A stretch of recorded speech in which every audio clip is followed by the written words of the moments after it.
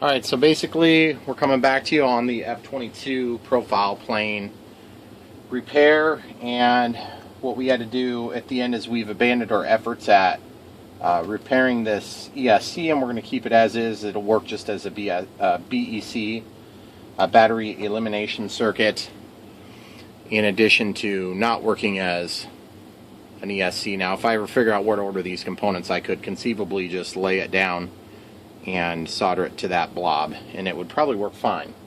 But anyway, for now, this will be a BEC for us to use for testing on other projects. And then this heat sink for now, I'll actually just stick that on there. And then we'll probably just go ahead and run a little bit of electrical tape around it just to hold it in place, and also prevent us from accidentally bumping the contacts against like a ground or something else. So we'll want to be somewhat sparing. You don't want to get tons of stuff on there because you want that heatsink to work effectively. And the more you put on, the more ineffective it's going to be. So we'll just try to keep it as thin as possible and still get the job done properly. So now I'm going to clip this, and that'll just give us some level of protection. We'll probably do one piece over the end, and we're out of that roll. So that's basically what you need to do for your ESC if you've got an ESC that's bad. Now, question for us is going to be, are we going to use another brand new ESC, or are we going to try to use the ESC from the late dead ASW-28, the large one, not the small ST model one. That one still lives, and that was the one we were talking about using earlier. So this is now just a BEC. It'd be a good idea to label that, but since you guys are watching, I'm not going to make you wait around for that. Okay, so we still have the heat sink that we can apply back to this later when we want to, but for the moment we're going to do a similar test to like what we did before. We're going to turn on our receiver. We're going to lay this thing on the block, and then we're going to go ahead and, we don't need the multimeter for this test, but we will probably need a motor or something. We're going to plug this into the throttle channel. Now this receiver is bound, so we don't have to worry about that. The other thing is, if this does work, we're going to want to put these smaller plugs on here, or we're going to want to take and make adapters that take it from this size down to the smaller size so we can use it on the airplane on the F-22. And the only reason I'm using this potentially compromised ESC in the F-22 is just because I don't care that much about the F-22. It's a fun plane, but it does well. It would pretty much land itself if you cut power. And I'm not going to go flying it right in front of my face if I'm concerned about it. Okay, so we plug this in. We don't really have to worry about it catching on fire. Okay, so obviously we have our brand new model. The elevator is working. So far so good. That's always handy. So now the next thing we got to do is we got to test the motor. So I have the perfect test for that. Alright guys, we got two different motors. This one says bad, weak, but works. So that would be an acceptable test, except we got the wrong size leads. This one has the right size leads, I believe. Let's test. Yes, it does. And again, throttle cut is not on because we haven't set one up on this plane. So I think to be on the safe side, we'll go ahead and do that even though this is just a test. Throttle cut, inhibit, we're going to set it to this switch. Then we're going to verify, we're going to set that down to negative 100. We don't want to go below 100. Okay, then we're going to go to monitor. We're going to check. It's still working because throttle's not on. Then when we take throttle cut off, it jumps up to wherever the stick is. Throttle cut is on. It is tested. Now this thing could still take off. If it does, hopefully it don't get burned or do something stupid like touch the soldering iron. Not that it matters. I'm just going to go color for color here. It could take off once you get two leads in there, so just be ready for it. It didn't. Okay, good. So far, so good. Obviously, I just need to grab there's braking on right now. I can tell it's braking because it won't spin free. And that's because we had braking on this ESC. The braking actually would be a good function. Okay, so I just want to be careful how much I do. Throttle cut is on. Just want to make sure I can hold this safely. You know what we're going to do? We're going to hold it with something else other than our fingertips. Okay, so I got a hold of it now. Throttle cut is off. See, nothing's happening, guys. It might be because it's not armed. I'm using the trim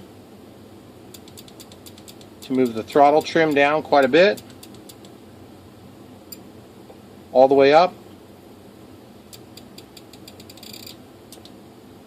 And all the way back. So there's no activity.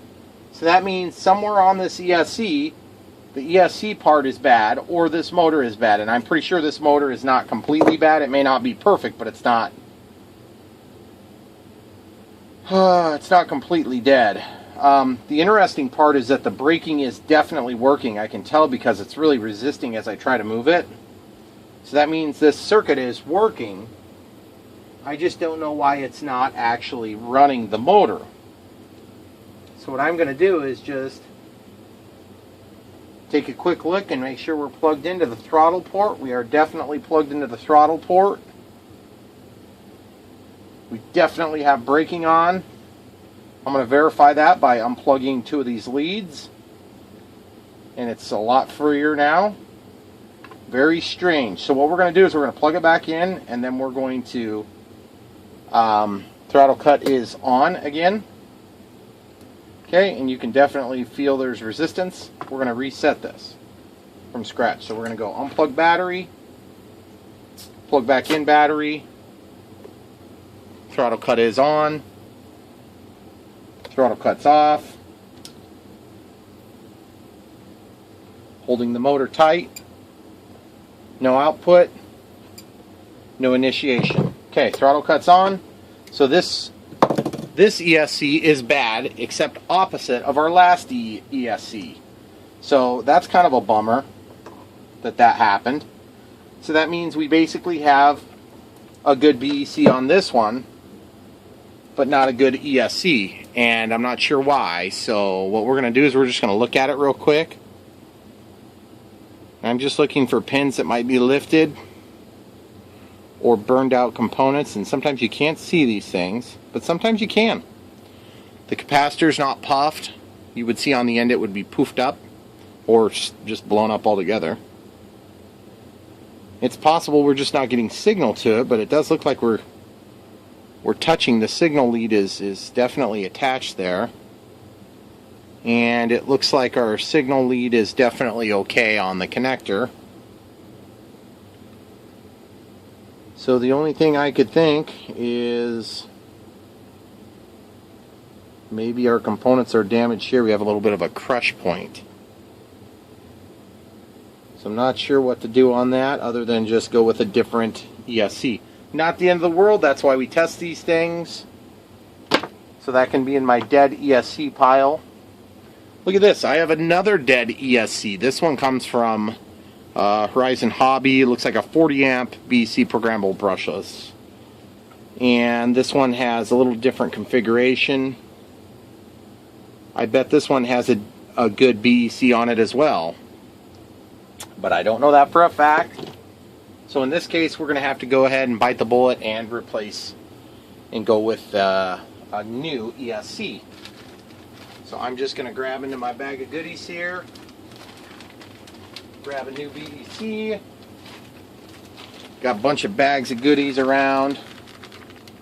I think 30 amp would be appropriate. Ooh, wait, hold on now. Don't you guys get too excited yet. Oh, look at that turd. That looks ugly and free and already used. Why don't we test this little turd? I always like using the crap first that isn't supposed to work. Okay, so you can see we don't have any leads hooked up to it, and clearly this came out of a really rough home, let's just call it that. So why don't we go ahead and strip this back. We'll just cut these off and just get rid of them because I don't care enough to save that little bit of wire. Let's strip these leads back.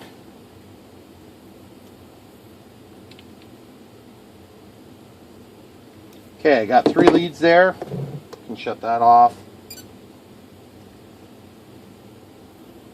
So it looks like if we want to test this, we can test it with this motor too. So I've got these things ready to receive a connector or to put this pigtail on. And in this case, let's see if we've already got access to each of those 3 points. Which it looks like we already changed the heat shrink popped on this one. Okay. So if the heat shrink popped on this one, then we could probably reasonably assume that it got hot at one point. It says 25 amp, that's good enough for me. AOXAN. Alright, well let's wire it up and let's see what happens. That's why you test things, I guess. The reason I was checking here was because I could just solder my leads straight on there that I've already created, rather than go through the trouble of redoing all this stuff. For now, I think for testing, we'll just go ahead and solder these together. So we'll tin these ends and then we'll just we'll get them together in that way. Just get the soldering iron hot, which it already is. Clean the tip.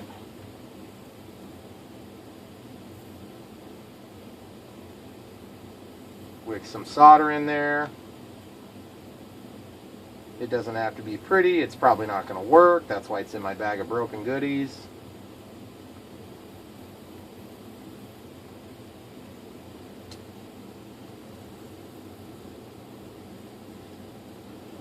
Okay, so we got the leads tinned. We don't care what color's what. It really makes no difference. Touch it, solder it, let it stick together. Solder it together.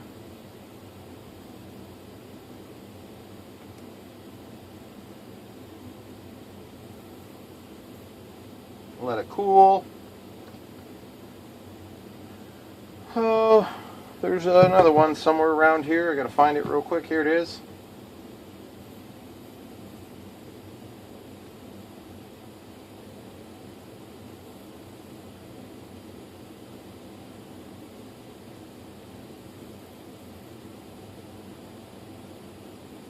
Okay.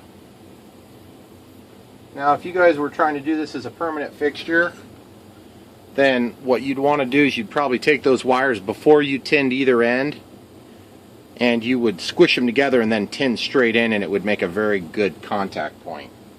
So now let's just slap a little bit of tape over these to insulate them from one another, thus preventing a complete short circuit like what we had on the F-22 profile plane in flight. We'll just wrap that around. And there's nobody saying that that's not good enough for the plane as it is, because like I said, I don't really care that much about this plane. I care about many of my planes a lot more. I do like this plane. It's a fun plane to fly. But I wouldn't necessarily say it's the best plane in my fleet. And it's certainly not the only plane I have. If it was, I'd probably be putting a new ESC on this, or at least an ESC that had been confirmed good prior to today. Okay, so now that that's all taped up, we can go ahead and conduct the testing. And why don't we hook up the motor first, just for grins and giggles. We'll go black to black, red to red, and this is white to yellow in this case. Now we know that this motor's not good, but it'll be good enough for testing. Okay. Same thing here, we're going to go throttle port with the signal lead on the inside here.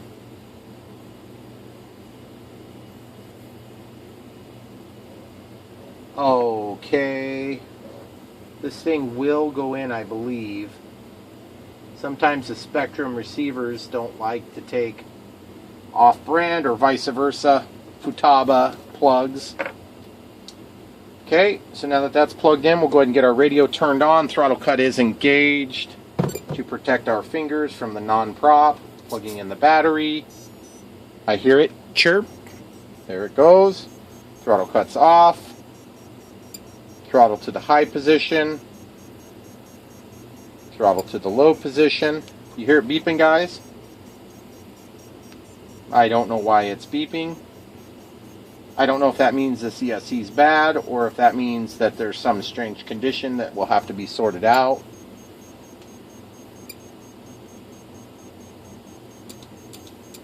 I'm going to just move the trim down. There we go. So it just armed. So there we go. So this one just wanted to be down quite a bit below 0 before it would arm,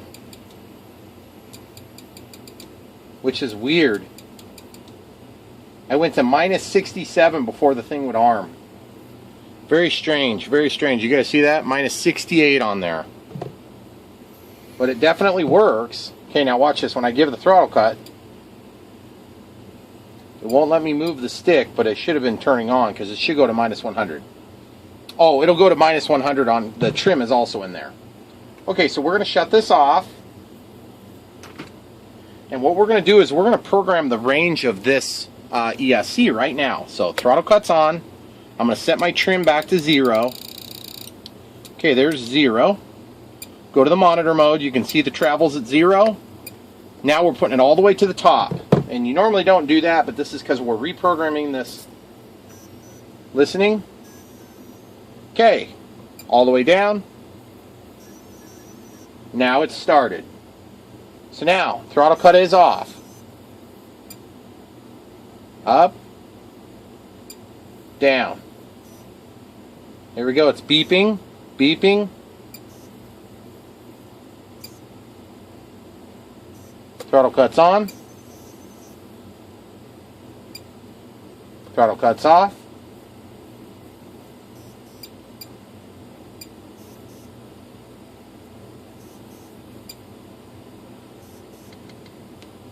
Okay, so I think we're into programming mode, which we didn't really want to be in programming mode.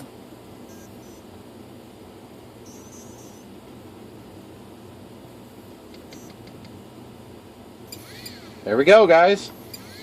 Now our throttle cut works, and the throttle range has been relearned. That's full throttle, that's all the way down at the bottom.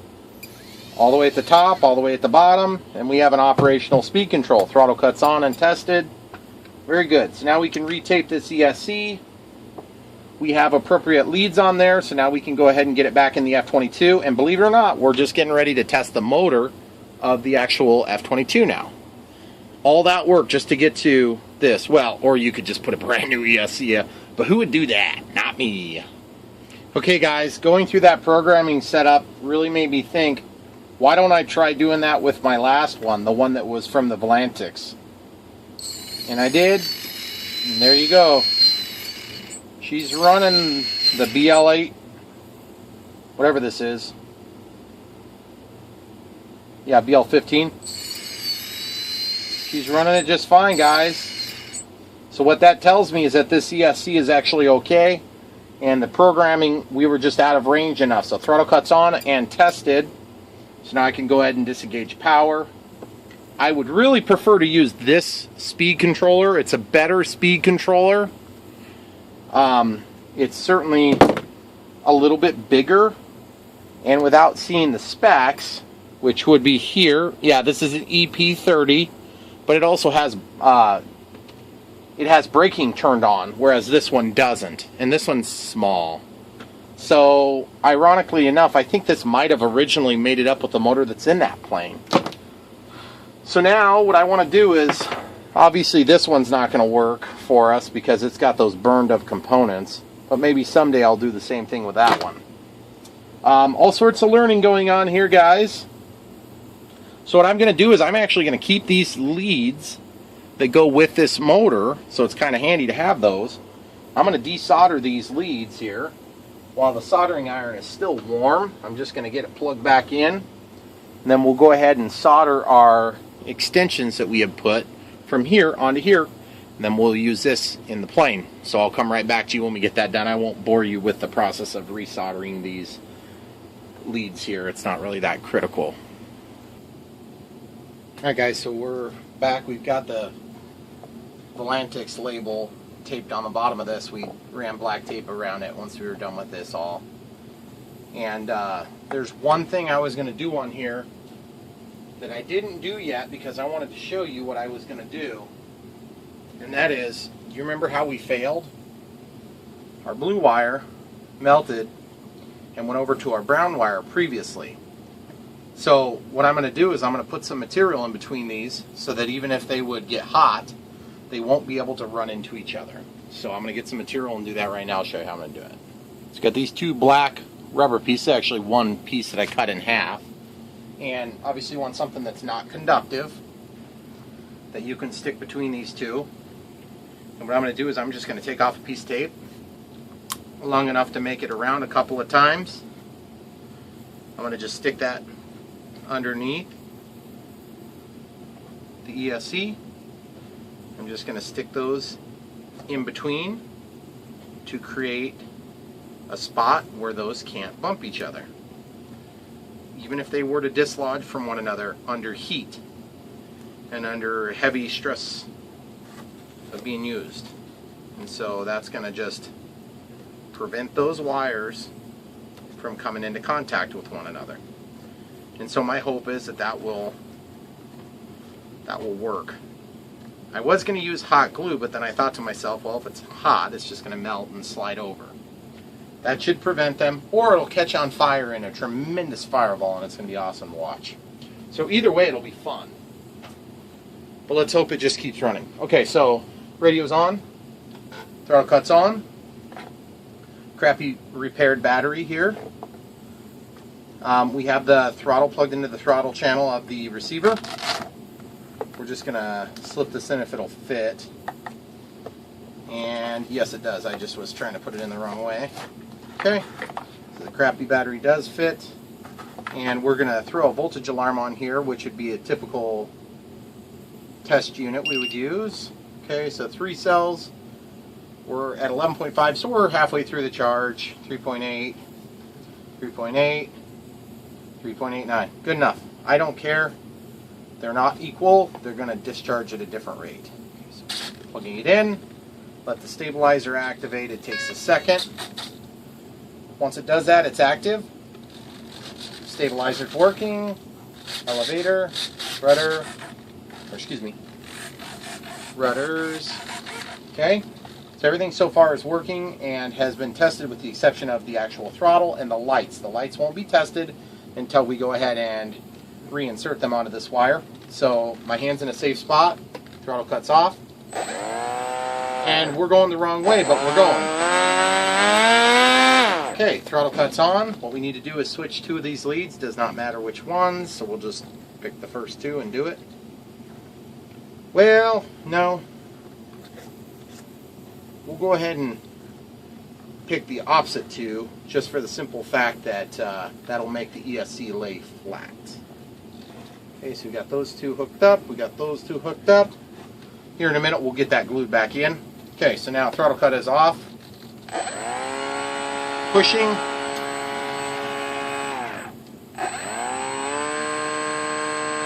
Clearly the motor is working.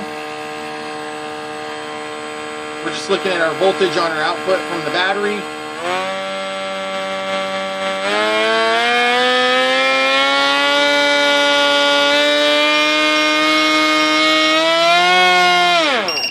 Now this could be due to a crappy electronic speed control or a crappy battery. I'm going for a crappy battery. I know this is a crappy battery. That's why I wanted to put the test fixture in there. Now I'm going to get a real battery. I just don't want to sacrifice a real battery for that test. So we're going to charge that. I'll grab a 60C pack here. Now we've got a 2200 milliamp 3S 60C turnkey heavy duty. We'll slide this thing in. We're going to do the same exact test. We're going to see if it draws the voltage down really low. I doubt it will. Probably just that crappy pack. Plus that pack's been discharged for a lot of testing. 12.3, 4.07, 4.08, 4.15. Okay, plugging in the XT60. Okay, so that means the stabilizer's working. Also, I'm noticing that this connection is pretty crappy. It's really loose. I may redo this XT60 when I land my wires for my LEDs. Okay, throttle cuts off. A lot more power.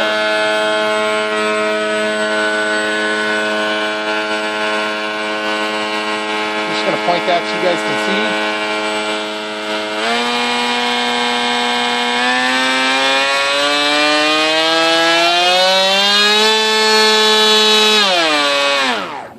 Cutting back off the power. Let's see what we got for voltages.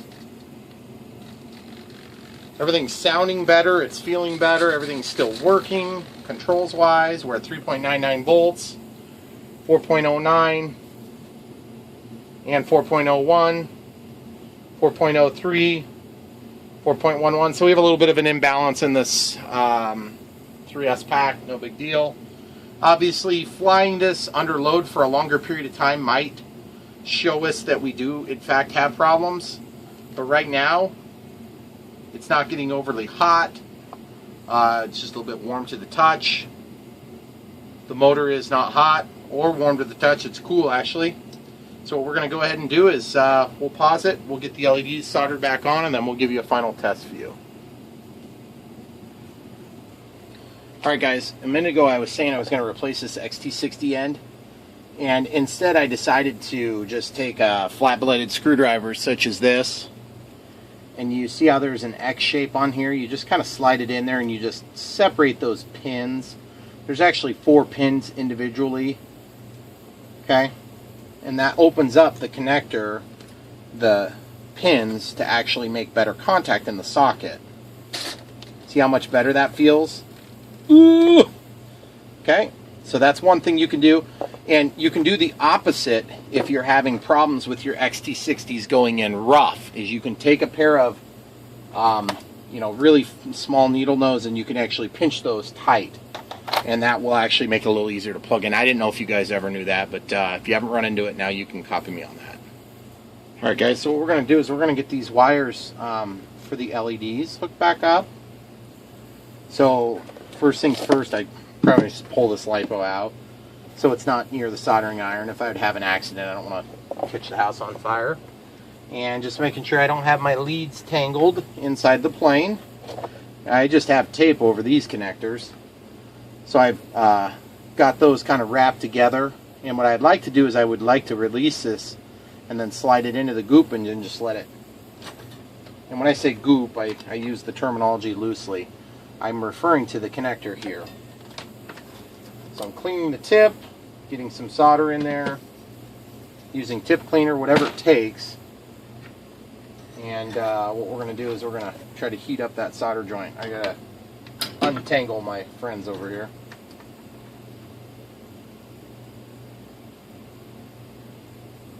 Just getting a little bit of heat there. Just going to let this pop out, preferably if it'll come out easily. Okay, so we've got that pulled out. It's very hot, and so obviously you don't want to get burned. So one trick you can do, and you want to be careful, don't do this on batteries, because there'll be live electrical current going through there. You can actually hang on to this, and that will help to dissipate heat. Or, now that that's cooled to the touch, I can hold these there tight where I want the wires to end up together. Kind of give it a quick wrap for the mechanical advantage there. Then I'm going to take and get some solder on the tip, which I know is not the best way, but all I got to do is just get it to touch. Okay, so it's touching. Now I'm going to slide this back into the socket if it'll go, and it didn't, as usual. So then the second thing I'm going to do is I'm going to take and desolder some of the solder out of here. Just let it flow to the end here.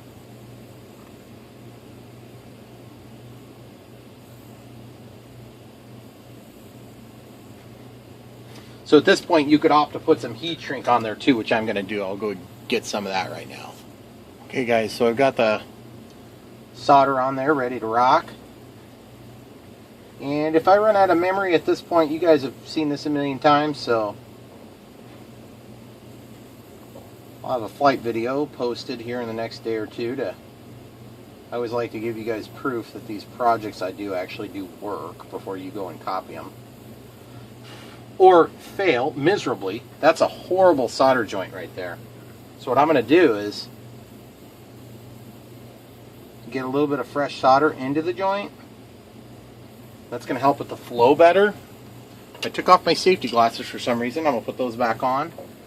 And then I'm going to use this to hopefully make good penetration here.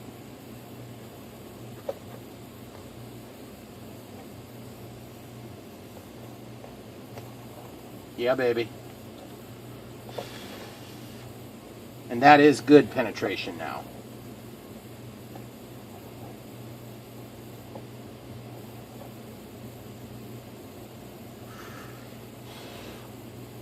It looks like crap, but that's because I didn't build this connector in the first place. And if I did, I'm embarrassed. Get it to cool a little bit. Get a little air across it. Dang it. Oh, that's so frustrating.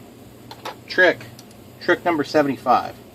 Grab these things, squish them with the flat portion, not the part with the serration in it. Then you can shape that thing while it's not cooling or while it's not liquid state. Okay?